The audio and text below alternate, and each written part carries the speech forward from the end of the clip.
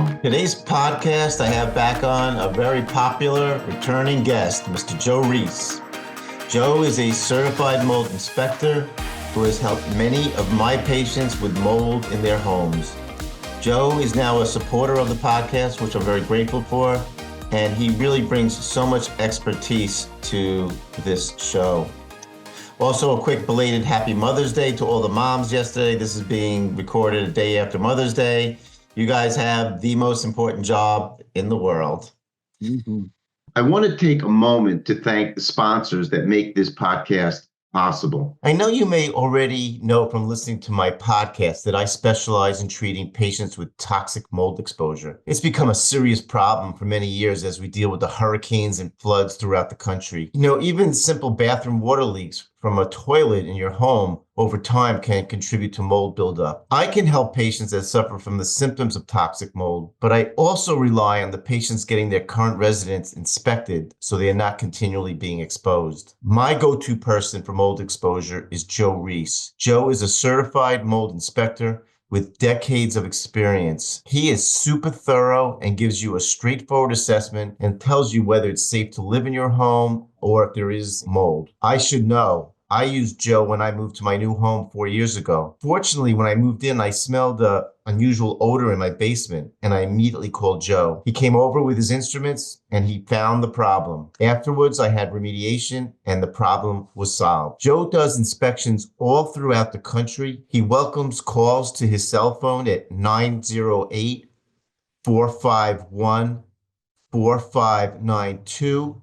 You can also reach him by email at jprconsultants7929@gmail.com. Remember, mold in your home is not a good thing, but thankfully it's a problem that can be fixed. If you've been following the podcast, you may know I practice holistic functional medicine and immunology. In fact, at Mitchell Medical Group, we've been treating chronic fatigue patients for 3 decades. It's critical in this work to have a trusted pharmacy that can compound medications for our sensitive patients' needs. ITC Pharmacy has been our go-to pharmacy the entire time. They can make medications ranging from thyroid hormones to dye-free medications for all of our highly sensitive, even allergic patients. If you or your holistic doctor are looking for these very specific patient medications, you can contact ITC at 888-349-5453. They have licenses throughout the country and can have medications delivered right to your doorsteps. My patients have been so pleased with their service, and you will be too. Okay, so I want to get into it, Joe, a little bit. Joe, I'm going to give you a scenario, and I want you to kind of take us through this.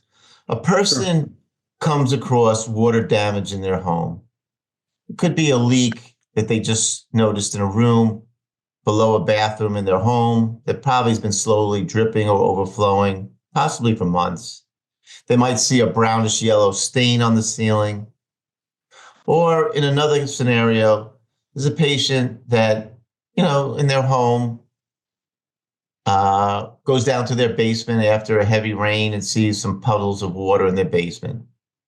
What should they do to fix or clean up this water leakage or damage before it becomes a problem? Well, great question, Dr. Mitchell. And thanks again for having me. Always love to educate the public about this very important space.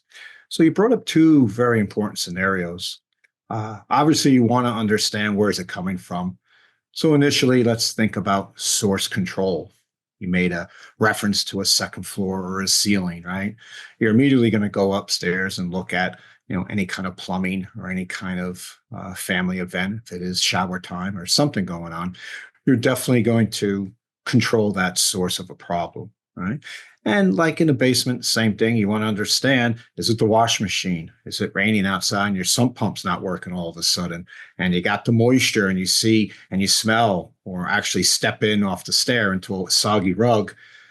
We always talk about source control here. So number one, we want to understand, can we stop this problem, right? How do we approach it? So source control is obviously turn off, understand where this is coming from. but it may not be that easy, right? That ceiling in the bedroom of your son or daughter's room, what's above it? You got to get up in the attic. Maybe it is from a rainstorm. How about that condensation pump off your air conditioner, right? You just don't know. So first thing to do is control this issue as much as possible, identify the source, and then that would establish the next steps of remediation or control cleanup process. Let's Right? just say the person goes down to their basement. Maybe it hasn't happened before. They're not aware because sometimes it could be in sneaky places, like where there's a little bit of that water damage. But they see a puddle, so they're Right. like, "Oh, this is not good." They get the mop, squeegee, whatever. They take care of it. Right. And here's the thing. Yeah, what do they do? Like, is it Right. kind of like you think it's a one-off and you pray, or do you say, you know what, I better look into this a little bit more? Yeah, after you do damage control, right? You stop what we call the bleeding. You kind of triage the problem. All right, we understand our sump pump. We're gonna kind of dry this up. We may call in a water mitigation company, or there may have to be further contractors involved. But you want to understand now the importance of this water intrusion event. Two very key important facets here, Dr. Mitchell. It's the vapors and diffusion coming off of this moisture, whether it's through a sheetrock, through a rug, through a wall. You want to make sure you control this as well. And you got to understand the cleanup. And more importantly, your ventilation system is usually in the basement or the attic when this happens, right? You want to make sure this wasn't affected directly by this water intrusion event. So it's very important to understand the process, right? And that is one, understand the source. Two, how do we clean it up and isolate everything during this cleanup process? And then number three, we got to make sure it doesn't make its way to the ventilation system. So it's very important. You bring up the point, which you mentioned. I can't remember you one of the first times I met you, probably on this podcast, which I love. Right. And I've requoted multiple times. A house is a living organism. Right. So all my listeners, listen to that. Let that reverberate in your mind. It's not just wood, steel, cement. It breathes. It needs to breathe. And it's got to make sure it's breathing clean air like you are. Otherwise, bad things happen. 100%. As you know, it's a system, as below, so above, right? It's the Stackhouse effect. Do you realize 50% of our air is coming from an unconditioned space of our home through pressurization? How important is to have your attic cavity breathing and properly controlled with conducive conditions, right? Same with the basement. Dehumidification has to be at a certain level. But you're very correct. The house is a living organism. We always talk about this in our world. The other thing too, which again, I want our listeners to really appreciate, and it's taken me a long time because people are so focused on what they put in their mouth. They're so focused on their diet, for eating clean. And I give them, a lot of kudos for that because it is important, but we so ignore the air that we breathe. And, study after study shows people that are fortunate enough to live in environments that are relatively, clean air, good water sources tend to live healthier lives. So, again, this is just a shout out to everyone. Don't just think about, the food and you go in the supermarket. Think about the quality of air that you're breathing and what kind of control you have over that in your life. 100%. You realize we're thinking new home build versus old home. They're sealed up tighter. The idea and the design parameters around them have changed. And a leaky home or air home is a lot better, believe it or not, because of pressurization. We come across a lot of sealed attic spray foam with a ventilation unit. It now has to be a conditioned space. And most people don't understand that. And again, the substrates, meaning the materials that houses are built on, have changed significantly from the 40s, 50s, and 60s. As they evolve today, we're looking at bare code requirement and materials. We're not looking like old school true dimension lumber, true plywoods. So we got to understand now when they get wet, or if they're not in a conditioned space, they react differently today. So it's a challenge, but you're very right about indoor air quality in our homes. You bring up a thing that's very interesting to me. I mentioned that you've been in my home because you helped out. When I moved into this home like about 4 years ago, 5.5 years ago during COVID, It was an old house Yep. that a person in the neighborhood bought it to flip it or possibly move it himself. He wasn't sure. And they redid the beautiful inside, and other things too. Sure. But is it always a challenge? And I know you go into so many homes when you're dealing with an older home, even if it's getting, quote, an internal facelift versus, I see a lot of homes that are being like literally razed to the ground and everybody's using Right. all the new structures. Do you find there's more hidden issues with houses that are getting basically this internal facelift versus ones that are, brand spanking new? 100% again. Yeah. Really important we're talking about this because the infrastructure is sharing a history, right? And where do you think the heart and lungs is called your air handler? They don't pay attention to the design of it. No, everybody looks at the shiny kitchen Facelift. appliances. And I go in and I look at a Especially the ventilation. wives. Exactly. And I look at a ventilation system and even houses like in your neighborhood and up and down in every row or every avenue in America, so many homes have open return ventilation systems. There's no hard ductwork. There's original ductwork. Well, we just had it cleaned, but it wasn't cleaned effectively. When I open it up, it tells a story after my assessment. And the medical optics we can get out of these analyses we're doing, Doc, it's amazing. It's a game changer to be a running back on so many teams like yours, because now you're understanding root causes. And it's in the ventilation system. It's just utterly amazing. So huge. Yeah, it is huge. I got over the shock. I just know now, ring the doorbell, look at the home. I walk in, I see the returns. Oh my God, I see the wood behind it. I know there's no hard ductwork and there may be a problem there. And that's unfortunate, but we're getting there and bringing this level of awareness. That's for sure. Yeah, I think people become more aware. Yeah. All right, let's talk about the mold sick patient. Obviously, that falls into my realm, but Sure. This is also where I need your help a lot, and and patients need your help. Yeah. I frequently see patients as a little bit of an expert in what's called chronic inflammatory response syndrome with toxic mold. Mm-hmm. And when they come in, and I really listen carefully to their history, and then I typically order a urine mycotoxin test to see if they're harboring mycotoxins in their body. Right. But what I want to just go over with you is, what is a simple way just to start off with to help them assess if they're currently living in a home that has mold? Like, so for example, the mold plates. I know there's a company, Immunolytics, or if you mentioned one, and I know a little bit about the ERMI testing and the HERTZ-V2 testing. Would you again try to really simply explain this to people that, before they really get involved, maybe even someone like you who's an expert, they want to say, they want to just get an idea. They go, oh, I think, because maybe they know they moved out of a really moldy home, which is horrible. And then now in a new place, but they still don't feel right because, again, obviously they have mold in their own system, but they're petrified that their new place of residence is mold free. So maybe just take us through a little bit about your experience with mold plates and, some of the other simple testing before they call in an expert like yourself. Great point of interest here. So, Dr. Mitchell, I like to start by scratching the surface or hearing about DIY kind of programs, right?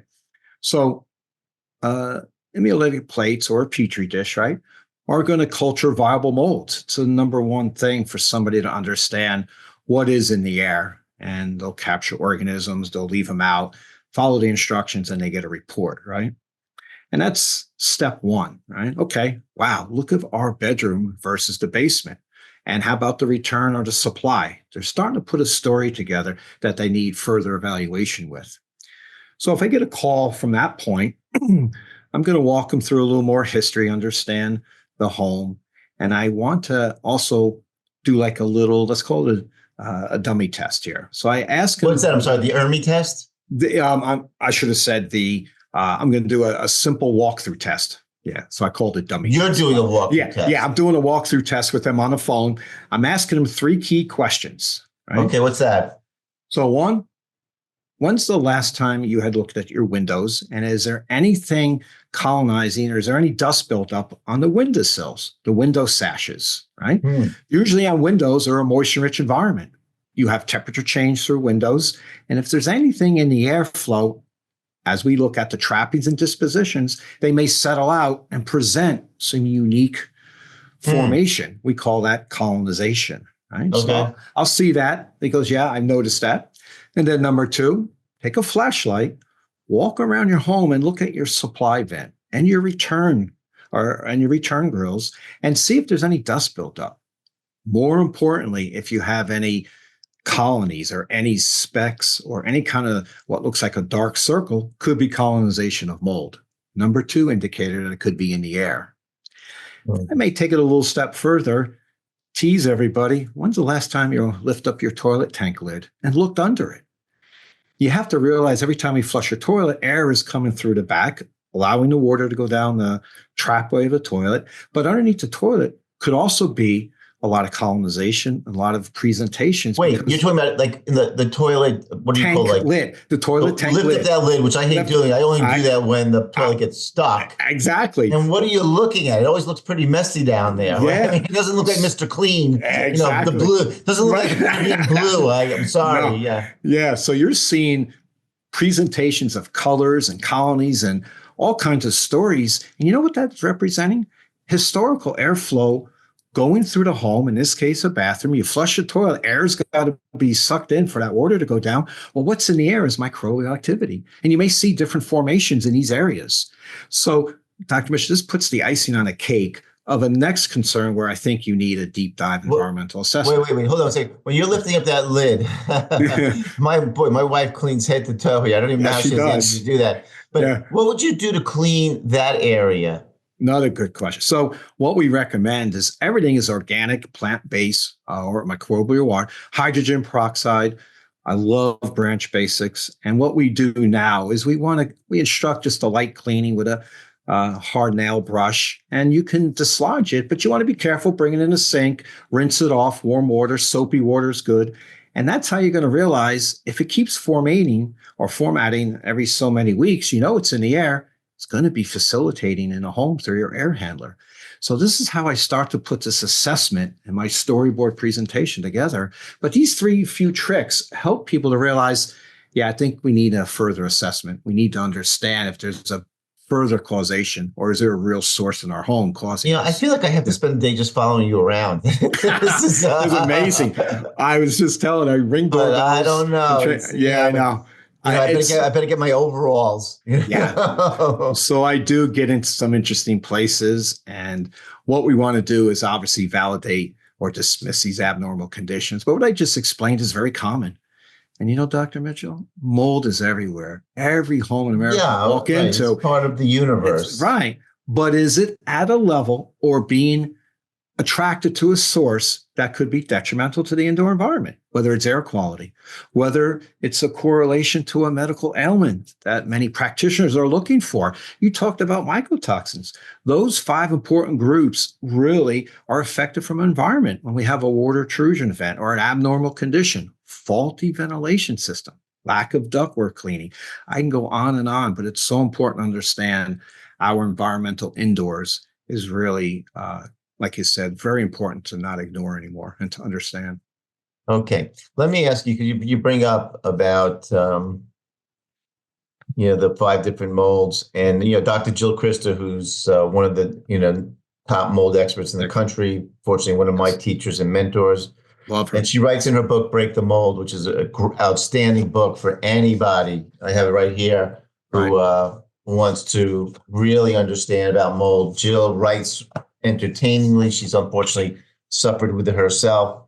But I want to ask you again too, because we're going to get into this too. People also sometimes when they do hire a mold inspector, they get like a 100-page report, a zillion pictures. Right. I've even seen these myself. Most of the time I have trouble understanding it. But sure. I want you first to tell me, what are the common molds that strike a little bit of fear in your heart?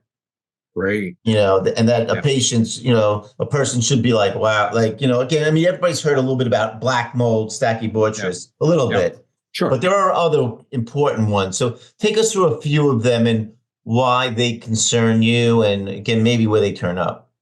And that's very important to focus on because, as you know, there's hundreds of thousands of mold species. Yeah, molds are everywhere. There are molds, just for our listeners too, just to make this a little bit more understandable. Molds are part of our environment. They grow on leaves. They obviously kill other organisms in nature. the spores that come off of them typically cause, in some patients, allergies. Other people are fine with it because they're larger. The issue is when the molds, which Joe's going to discuss, when they give off dangerous gases called mycotoxins. That's a whole different ballgame. So that's what I want to hear from you a little bit. Jill has a list in her book here, and I know from getting assessments. They break it into categories. But tell me the molds that, like, you walk into a house, you're like, bad news here. Exactly. So we have water damaging molds, aggressive, allergenic. But honestly, out of the 26 that we're testing for on water damage mold panels, I'm looking closely now at Aspergillus and Penicillium types. Really? As well as let's call it the black molds, right? They're more long-term on a middle wet area like sheetrock paper or any kind of area that's been water damaged through a ceiling. But you want to understand a host reservoir, which is dust, right? Where these non-viable mold species are presenting tremendous amount of Aspergillus and Penicillium, right? So Aspergillus ochreus, Aspergillus niger, I can list all of them. These are very important to understand. What I'm seeing now when I get to a home and I know about the client's presentation, usually it's always a medical evaluation on the side of the home as much as I can perform. And these assessments are different than you as a doctor. We're looking at two main groups of mycotoxins, Dr. Mitchell. We're looking at ochratoxin A and trichothecines. Ochratoxin A, I mean, just to clarify too, that's the mycotoxin that's given off by Aspergillus and Penicillium, correct? Yes, correct. Right.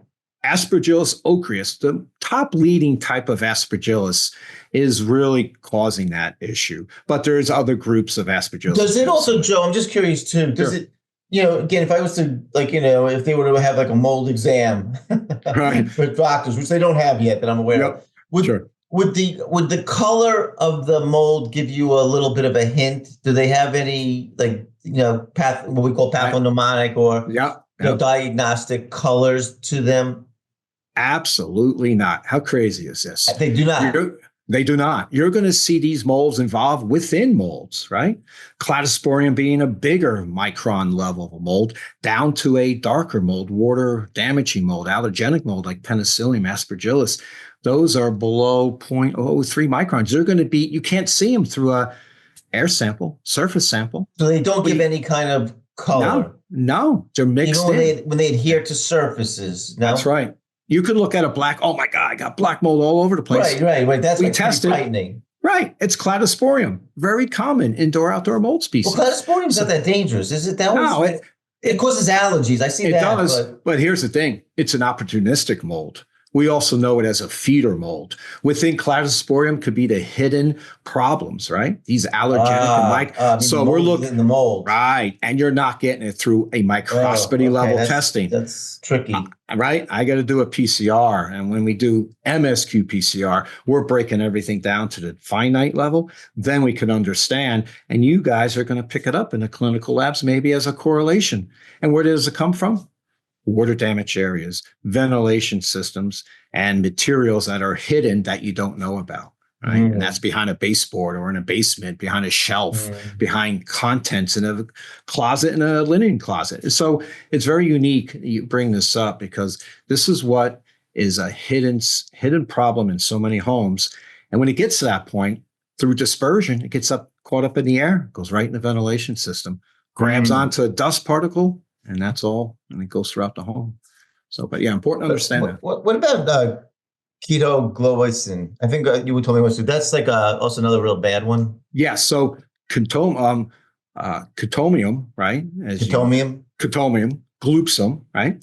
It's the sister to Stachybotrys. It's in the trichothecene family, as well as Wallemia, right? Euocladium. So there's a group of these strains or these organisms in our environmental field that we're learning that can understandably show up in your clinical panels. But cotomium, if you got cotomium, the rule is you got stack. You just got to find it, or you just got to see where it's coming through, right? These are long-term, many weeks. They don't happen overnight. First formation is cladosporium. If you got the right material, Aspergillus penicillium, and who really knows it's there? Till maybe you smell it, or you smell a musty odor. Then I tell people, well, now you got mold competition, or you may have a concern that something's going on behind the walls or in an unconditioned crawl space. And that's where we find this. And that leads us to the darker molds because they've been there for some time and you never knew it. So it's very What about interesting. fusarium? I know that Yeah, also is like sort of common. I know in very. allergy we sometimes would test for Yeah. it. Is that considered dangerous or? Well, and here you can understand every mold is toxic to a potential human being. So you bring up fusarium is very important to understand. Many strains now it's producing the mycotoxin called zearalenone, right? Which one is it producing? Zearalenone, if I'm Oh, pronouncing it right. Zialuron. Yeah. Zearalenone, yeah. I mean, we all say differently. Yeah. I'm seeing now clinical labs showing entinin B as really prevalent when I test for mycotoxin in the environment. So there's many different strains. You know where that's coming from? We're finding out now, and I'm doing rural America. We're talking Maryland, Midwest, and I'm traveling a lot. I'm seeing in unpopulated areas, in farmlands, and when you have a direct ventilation system, where's your air being sucked in and ported? Right outside. And we're finding potentially from these type of land, ecology outdoors. And it's just Is that because it's a lot of farmland and hay and all that stuff? exactly. And fusarium produces this type of mycotoxin, 6, 7 to 8 different strains, but entinin B has been sticking out a lot in my mycotoxin testing. Hmm.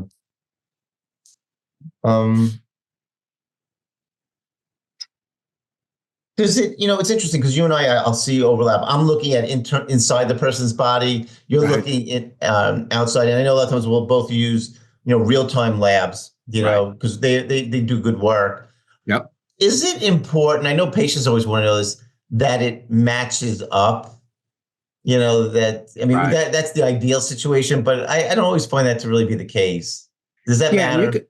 It does, but you're also going to understand we have to do a very strategic sampling strategy.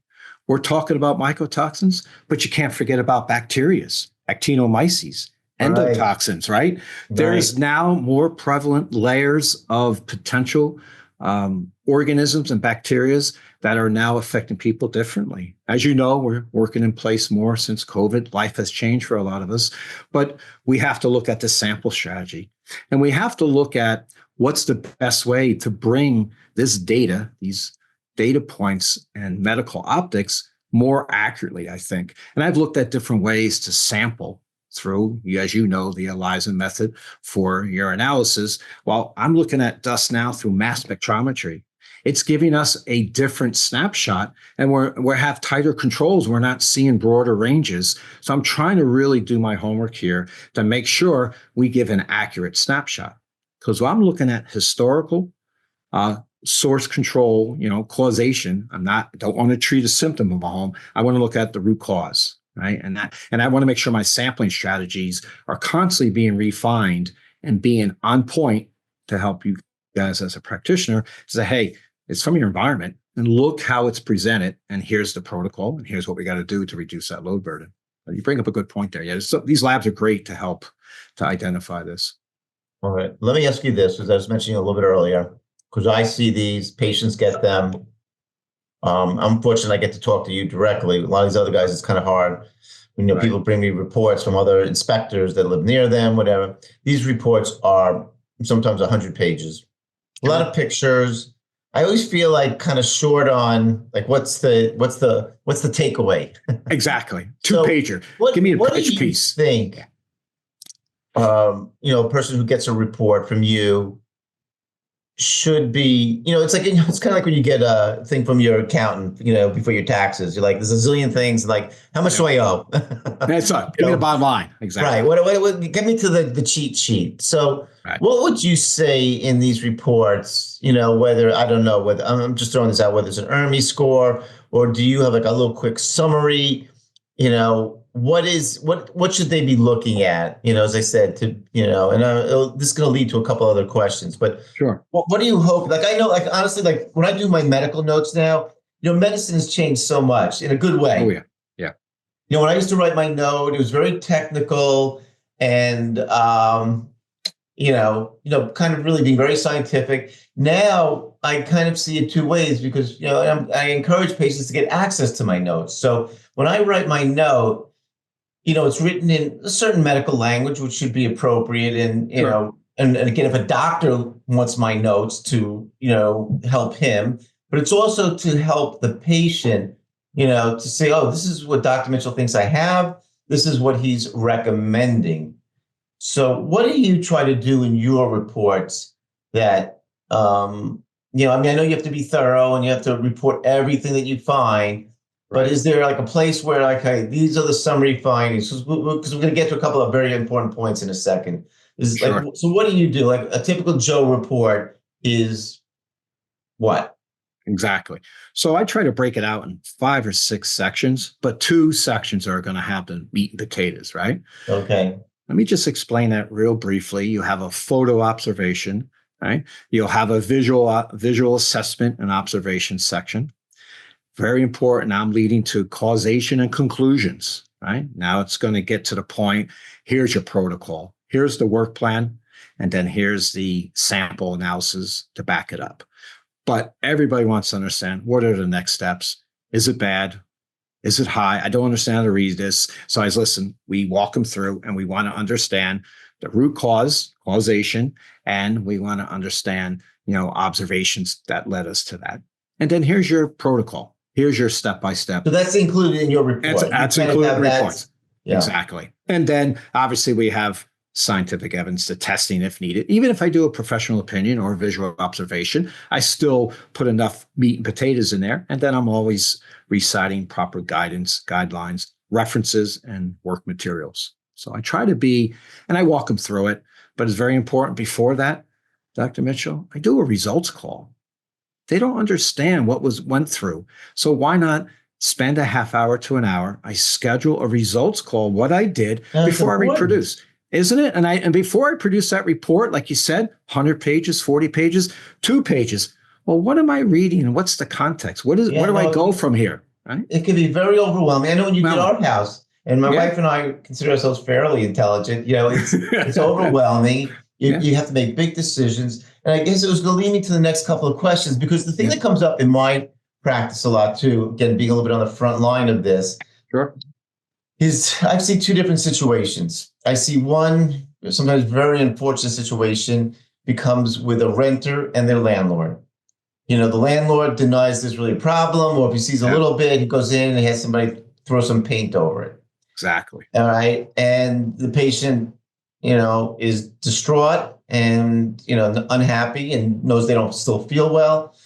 And they want to come with proof to the landlord. And if it doesn't work, then it goes to legal situation. I'm hitting a two-parter here. The other part is, again, sometimes I have people that own a residence, an apartment or a home, and it could be very valuable to them, and it's their home. And they need the information in your report and my information about how sick they are to try to get reimbursement from their insurance company. Right. So what do you feel is important for these people to get the help they deserve? Another great scenario, but as you know, it's very tough as a renter. Very tough, I know. They feel you don't have rights, and you move into a home, sign a lease, and you assume X, Y, and Z, right? Until months pass or not even. And what I try to do is evaluate the home, understand the building. More importantly, listen to their concerns. And then I want to understand the obvious, right? Like I explained, some of the simple moisture-rich environment checks. And then I want to understand, how can we present this in a way that is acceptable? And you do understand, in this industry, air samples, surface samples, it's a snapshot in time. There's nothing in the air. There's no problem. What are you talking about?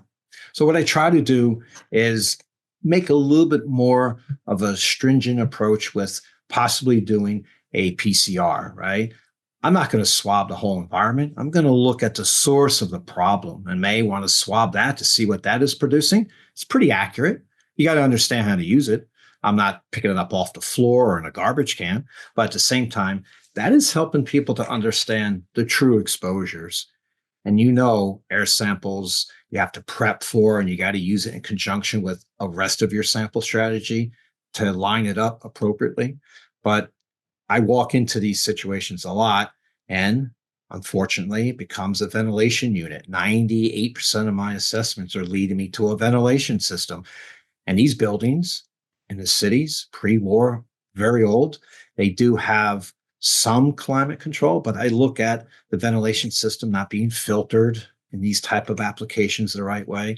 They're not cleaned appropriately that I find, and I see a growth in there. So I'll take a swab and I'll do it both ways, as a microscopy level and then as a PCR. And that brings them enough data that hopefully it gets the attention. Obviously, the practitioner is going to need that. But more importantly, you know what? I can't live here anymore. I got to try to break my lease. How can we validate this? So that seems to be helping people now on the last few I did in the city, just to bring that recognition that it's not me. I'm say the word fine when I move in. Now I have this disorder, or I can't stop twitching, or I have sneezing, coughing, and we're finding this growth now. And here it is. And it seems to be a little bit better, but it's not much. Have you been involved in any of the legal cases to testify as an expert? I'm just curious. Yes, I have. And Yonkers wrote a few affidavits, been retained, and it's very hard to get this on the books. Not a lot of case law out there, and it's tough. To find the right environmental lawyer to understand this is tough. We educate them very well as experts, right? And for me, as an IEP, right, I'm a mold assessor, but more as an IEP, as an indoor environmental professional, I try to expand the scope on building materials, right? The forensics off the building materials can be very interesting as an approach to understand this process for you. So that's been helping a little bit, but it is a tough situation in the legal. I know we've had a patient in common. I can't remember if it's more than one, where you said you have to move out of your home.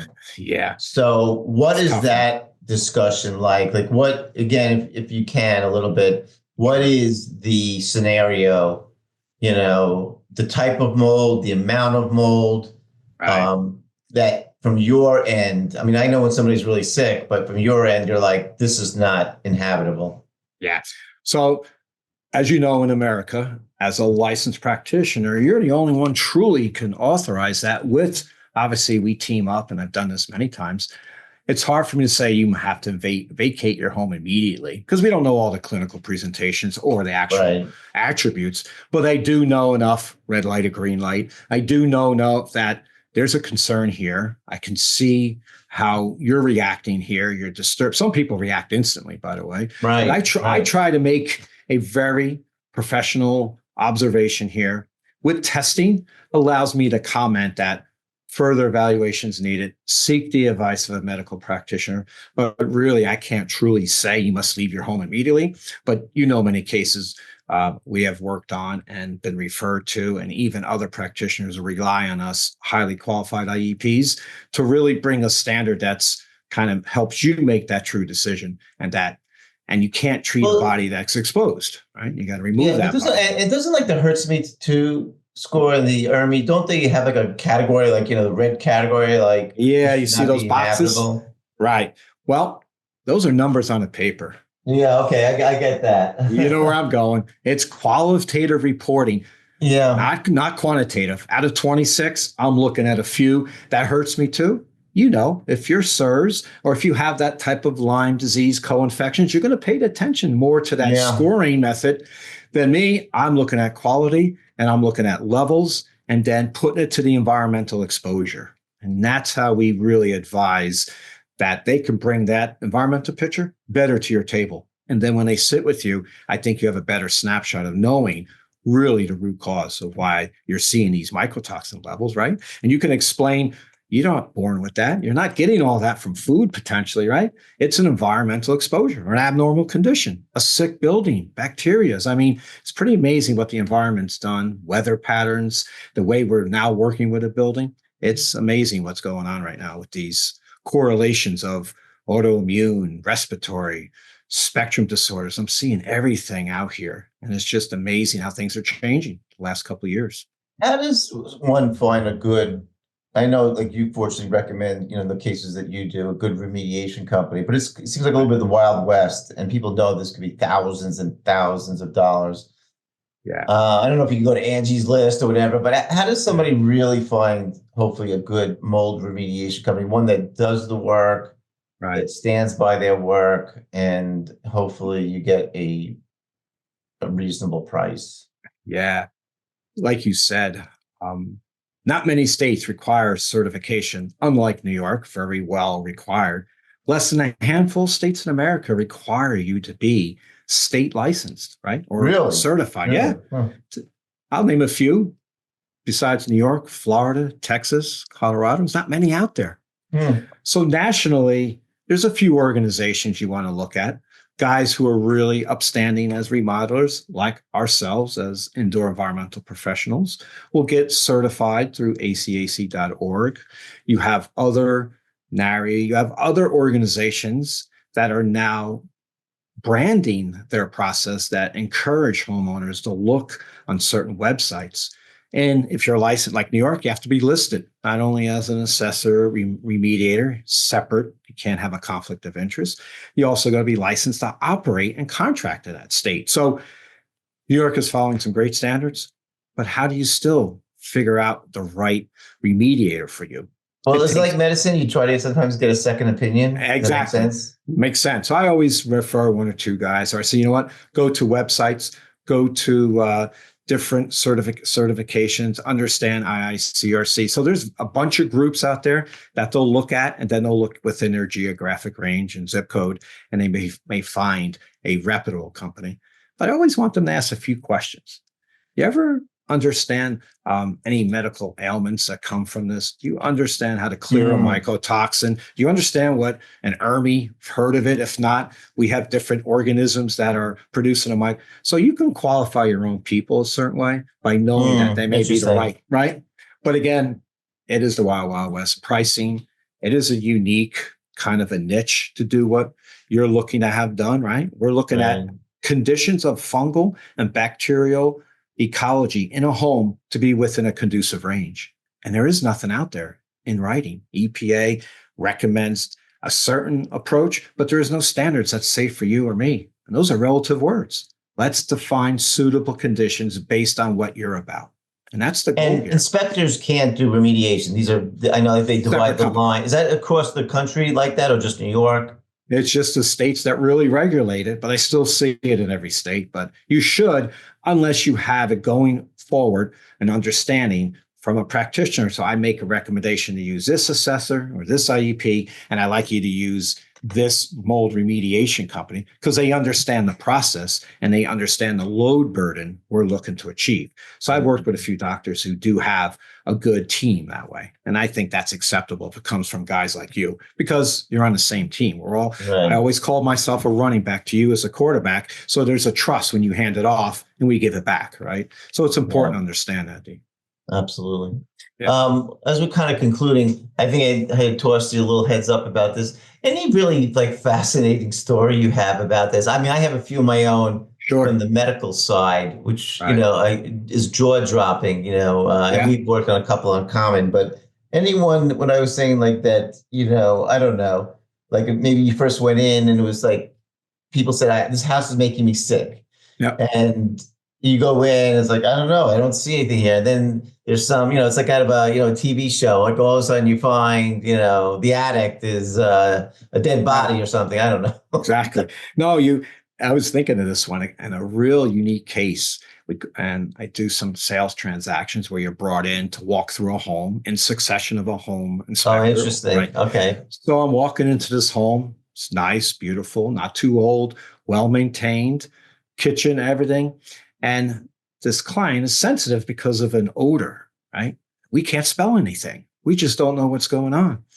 I walk around and doing my analysis and moisture mapping. I'm doing all the technology I know to do to understand, is it going to lead me to some big surprise, right?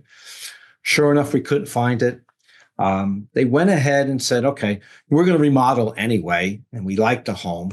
And we did some initial testing and it was within acceptable levels. but there was some on the PCR that was telling us that there was a hidden water leak. We couldn't find it.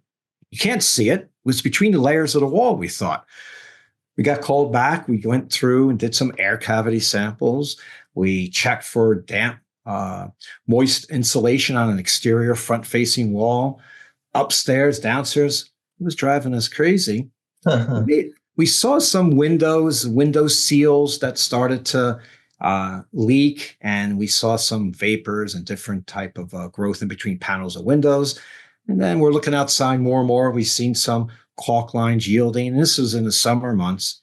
We made a recommendation to pull a couple windows to check, right? Sure enough, around the window surrounds, there was no flashing. And what had happened every time it rained, and if you understand a window like in your home and how it's trimmed out, it wasn't properly sealed. So when it rained, the water hit the siding, it went behind the windows on the front facing of this home and grew a pattern around it. Oh, And wow. we could pick it up on the inside, and this individual was sensitive enough to smell that type of odor. So pretty amazing that this is how detailed we have to get, and we got to turn over every stone in the process. Look at levels that you wouldn't think of on a normal day-to-day assessment. Yeah, that is an interesting case. I'd never heard that one before from you. And, something that I always tell my patients, which I've learned, I said, even, when you get your home remediated, I said, even when I treat you and hopefully we get you better, I said, you're always going to be a little bit of a mold detector. You will Right. you will go to hotels, places, your friends, and the good and the bad is that if you're in a place where there's some mold, I said, you will sense it. So that's the bad. You'll be a little bit uncomfortable. The Yep. good is that your body's telling you, don't stay there too long, Exactly. because it's not healthy for you. Yep. So it's something that people have to learn to live with. It's something that we all are more and more having to deal with, especially with climate change and everything going around. But I think more and more this field of science and medicine is coming out of the shadows. And it's unfortunate, but maybe in the future there will be more really formal training for doctors. Because again, I had to do this on my own. I kind of Yes, went sir. through the whole journey Yep. of training with top specialists, on my own. Because again, I understand more than 10 years ago, I didn't know anything about this. And it's opened my eyes. And I fortunately have really enjoyed helping a lot of people who were desperate and just didn't think they would ever get better. And they do. Yeah, we're bridging the gaps, no doubt. Yeah. You need an IEP with a practitioner in this approach every day. We are able to give you answers you never knew of, or that was a real causation. Right? Yeah. You're seeing it every day more and more. Yeah. Pretty amazing journey we're on for sure. Yeah. Yeah. Well, Joe, I always enjoy getting a chance to talk to you. Sometimes we just talk Okay. about a patient, but to have a full Yep. almost hour Yeah. discussing this stuff always makes me a little bit smarter. Where can the listeners go to find out more about your work and what you do? Great. So I do a lot in the space where it's a nonprofit. I'm involved right now in environmental health diagnostics and a unique website where we're trying to look at different ways to look at a home. Myself, you always can reach me on my cell. I'm still hands-on and now getting a little bit more of an office staff, but I like to touch on every single aspect when I meet somebody. So cell phone, email, as you know, and right now just trying to travel America and bring this awareness. Yeah, you So do. much You go needed. all over. I Yeah. always tease my patients because I tell them that you did my home, and I just saw how thorough you were. But I always say you're like the guys from Ghostbusters. You come in with the headlamp, and Yep. you're all in Roll your around. My yeah, and you're all in respirator, your special tool belt. kind of outfit. That I know that just the way you look, I know you're doing the work. No, thank you. Thank you. It's bringing this awareness. And our goals, after we help you, going to help the next person. Just share on this experience. And it's been eye-opening for sure. Right. All right. We'll do this again in a few months and keep us posted in any really great cases you have. Please hold on to them to share with us. Certainly will. We're always brewing every day. All right. Take care, Joe. Thank you.